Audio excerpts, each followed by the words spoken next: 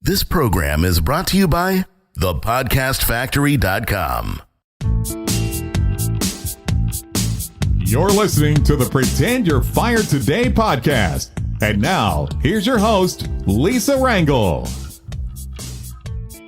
Welcome and hello. Welcome to the 7th episode of the Pretend You're Fired Today podcast. I am Lisa Rangel, host of the Pretend You're Fired Today podcast and founder of Chameleon Resumes. We are an executive resume writing and job search consultancy firm that helps executives and rising leaders land their next position faster. And I'm excited to be here with you today because we're going to show you how to stay marketable to your network, which is one of the many ways to have job security in today's economy and proactively take care of your career.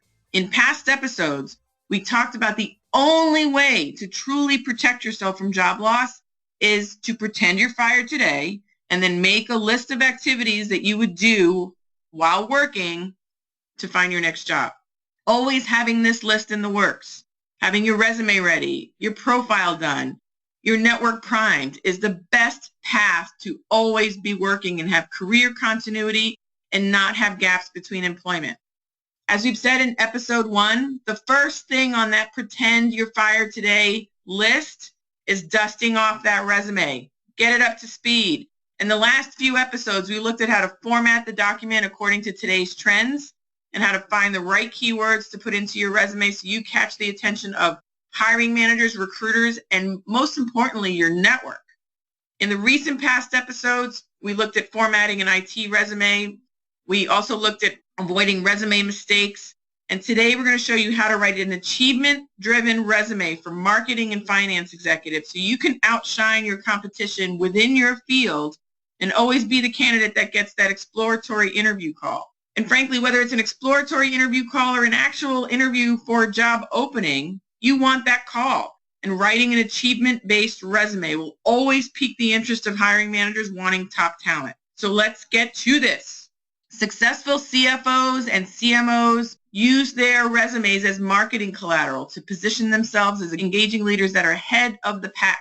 Making your resume visually stand out is the best way to make an initial strong impression as a chief financial officer or healthcare executive. You want to harness the impact of that visual impression. You want to use effective language and have concrete fiscal achievements measured all into a streamlined story and told on a visually dynamic resume format. This can increase the opportunities that come your way in a passive manner to land that coveted next position. You need to have this done while you're working. And you can see an example of what I'm talking about. If you want to see an example of a resume that has done this, go to resumecheatsheet.com and you can download a real-life resume sample and also get access to more training on this topic. In today's episode, we're going to cover 6 steps that will help you create a powerful finance, marketing, or healthcare leadership resume, and it helps you stay current and landing that next role if you need to.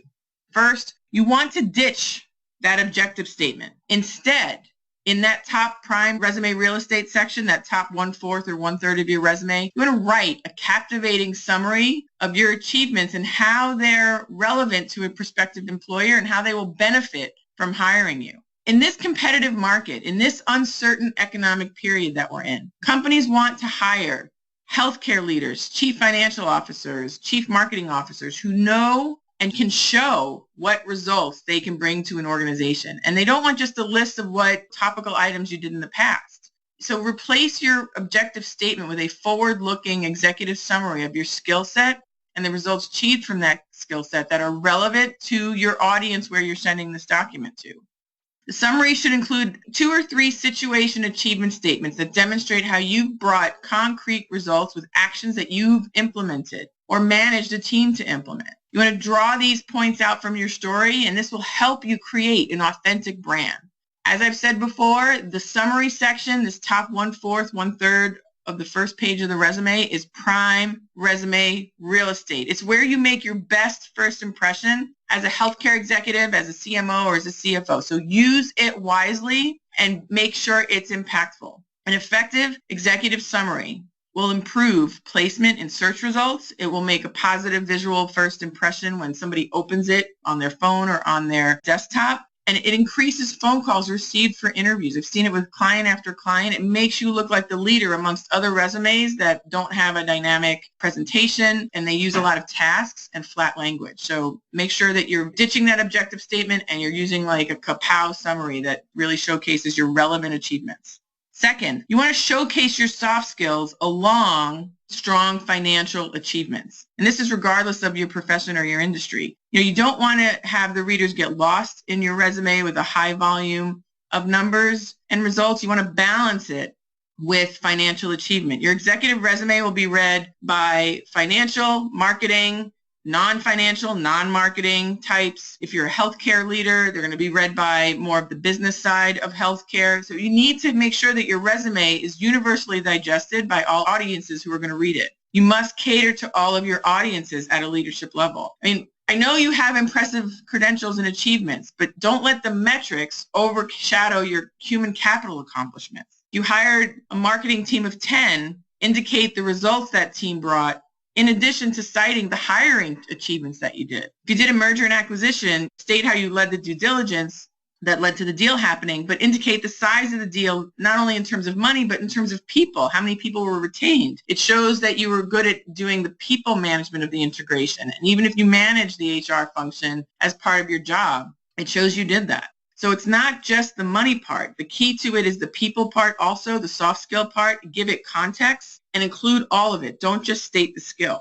On the topic of people leads us to the third step. Be sure to showcase your ability to attract talent in your field and manage those teams of talent with measurable examples. So here's an example with a finance executive. Effective financial executives not only manage the numbers, but they successfully manage the people to bring about those desired results. Successful CFOs move past the number crunching and setting up of deals, and they influence key decision makers. They nurture financial relationships for access to credit. They possess sharp negotiation skills. If they're looking for funding, they attract key talent to their teams. Here's another example for marketing. Successful CMOs move past the marketing campaigns and the creative elements, and they show how they influence the executive teams, how they nurture affiliate partnerships. They demonstrate how their creativity produces revenue, profitable revenue. And they're not just focused on exposure, because exposure can be costly if it doesn't bring revenue. And successful CMOs also bring high-performing talent to their teams. You want to hire a CMO or any leader for that matter that people want to work for. So be that person. Don't lose the sight of importance of your people skills because you're so focused on the numbers. You need to bring both and show how they contributed to your past success and how they will continue to contribute to your future success. Next, right-size the context of your achievements for your prospective audience. Talking about your biggest achievement is not always the best move. You have to look at your audience. Ensure you showcase your achievements in a way that is relevant to the company you are talking to. If you saved $25 million on one initiative within a $200 million employer, but now you're applying to a firm whose total revenues are $25 million, if you're focused so much on being a $25 million initiative success story within a $200 million company, the $25 million company may not think you're quite right for them. So you need to right-size your achievement. Choose achievements that are within the financial scope and that are relevant of the prospective company. Consider using percentages of your biggest success if it is relevant to the smaller company or the larger company. This can go in either direction. And make sure that you're coming across relevant to your prospective employer. Another tactic to use is to focus on downplaying or highlighting the size of regional budgets versus global budgets, business lines versus other business entity sizes. You want to match the prospect, essentially, to show relevancy. If the company that you're targeting wants to grow, show how you've had that experience of what they want, how big they want to be down the line, and you've done it. So you'll know all the needs and the potholes to avoid, right? The needs to have and the potholes to avoid on that path to getting there. They're going to be interested in that experience because you've already been there where they want to go. Next, number 5 here, speak simply about your results for everyone to understand. Outline your financial, healthcare, and marketing achievements in universal language. And don't just use discipline-specific lingo. You want to appeal to many types of audiences that will read your resume. When you're going for a leadership or a rising leader type of role, Multidiscipline managers are going to be looking at your resume. So you may be most comfortable speaking in acronyms if you're a finance person, such as ROI or DSOs, but not every executive hiring team member is going to necessarily be comfortable speaking in financial acronyms. So they may understand the finance jargon, but you want to speak about finance in approachable terms, in an inclusive manner, to be understood by everyone, because it will subliminally convey the message that you can work with non-financial types or whatever non-discipline you are. So if you're a marketing person, speak again in universal terms so non-marketing people can understand. Same with healthcare, anything, any discipline that you're in. So for instance, consider changing phrases like reduced DSOs by 9 days to reduced accounts receivable by 14% and improved positive cash flow with tighter payment terms. That last part, reduced accounts receivable by 14% and improved cash flow with tighter payment terms, is going to be understandable to most people. Reduced DSOs by 9 days, not everybody's going to get that. So make sure you're speaking in universal terms that everyone can understand. Lastly here, number 6, you want to stand for something and be yourself in your resume. Content on your resume, social media profiles, and communications should be congruent with your personality, beliefs, and your work style. If you're an extroverted personality, making bold promotional statements on your resume can support your first in-person impression if you're extroverted. That will be in alignment. However, if you're more of an introvert, you may want to have a document that's rooted heavily in factual content and downplays any robust, colorful language, because in person, then you're not this outward, robust person. You need to make sure that your resume will be in line with the person who's going to show up on the interview. You want to also showcase yourself in the best light. So be who you are on paper, online, and in person. So while you're customizing it to meet the needs of that prospective employer or meet the needs of that prospective person in an exploratory discussion, you need to stay true to yourself. And it's better to be specific than it is to be broad. When you're broad, you appeal to nothing. When you're specific, you can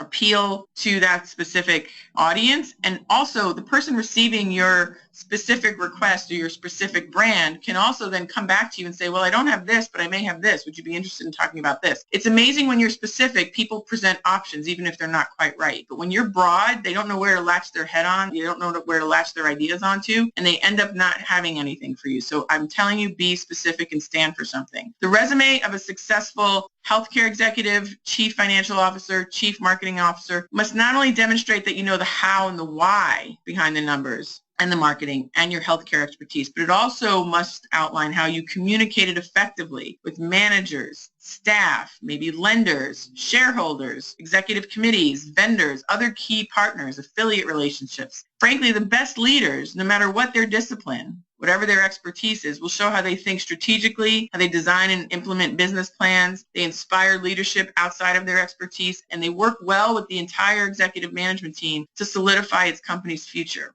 That's the key. Bravo. I want to congratulate you for writing this resume before you need it. You are part of a minority of people who will be proactive about this. And if you're currently not working, I don't want you to worry. You now know what you need to do. And you can make your healthcare or finance or marketing resume stronger today with what we just talked about. And I want you to take action on today's episode. Go to resumecheatsheet.com and you can download the free resume sample that I have there that will outline what I discussed today. And I'm going to want you to compare your resume to the sample at resumecheatsheet.com. What do you see that you have the same? What are you doing right? What do you notice that's missing? What can you improve upon? This is what I want you to do to make this better. So go to resumecheatsheet.com, download the cheat sheet if you haven't already, and then for the next episode, I want you to have this cheat sheet ready and your improvements done. So I'm going to show you how to incorporate the soft skills on your resume in an achievement-like manner. I've mentioned it the last 2 episodes. You need to do this for an executive resume, for a leader, rising leader resume. And if you can incorporate your soft skills on your resume in an achievement-like manner,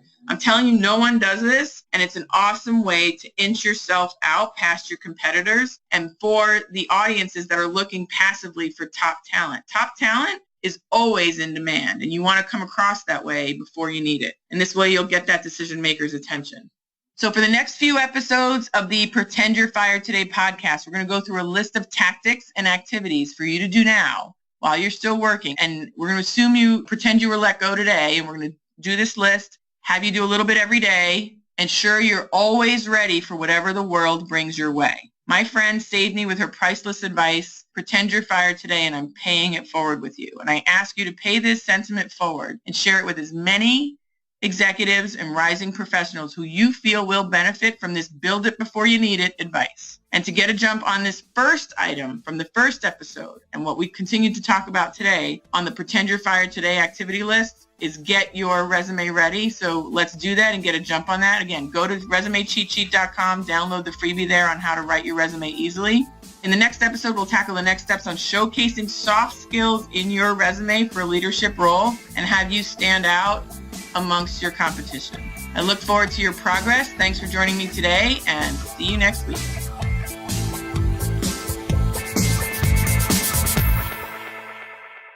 This is the podcastfactory.com.